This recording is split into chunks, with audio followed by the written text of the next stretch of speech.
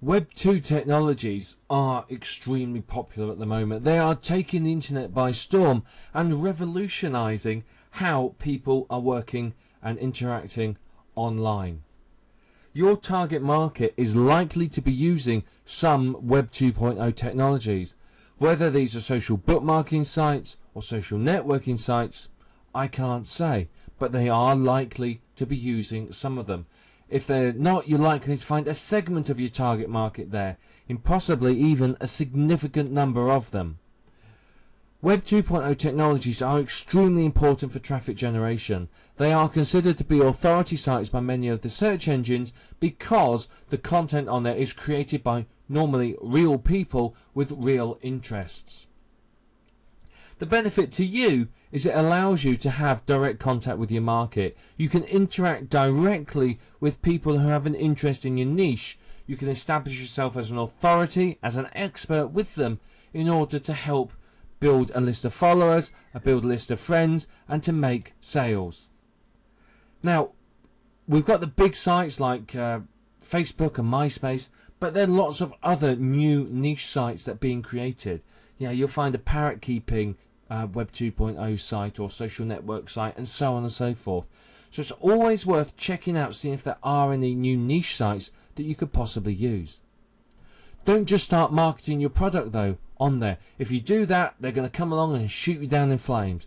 You have to spend some time building a relationship, establishing yourself as an expert, and getting known there. If you don't establish yourself within the social network and basically promote yourself to an alpha position, you're going to get shot down, you're going to end up with your reputation ruined, and it's not unknown for marketers to have to leave niches because they haven't managed to break into and establish themselves within the social network. You've got to build that trust up with the people on the social network. You've got to build relationships with them, offer information, provide help, be there and be an approachable expert. In some cases, you may want to use a pseudonym. If you're a gentleman, for example, there are certain niches where going in as a man may well not be beneficial to you. There are certain niches that are female orientated. Same with other niches. There are other niches that are male orientated, and a woman will struggle to establish herself as an expert within that niche.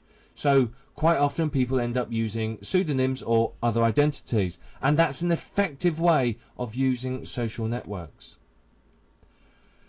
Social networks will take quite a lot of time for you to work on them. You could try doing lots of them, but you're going to struggle. Just pick 2 or 3 sites and focus on those and do them really, really well than picking a dozen sites and doing them pretty badly. It'll bring more results for you.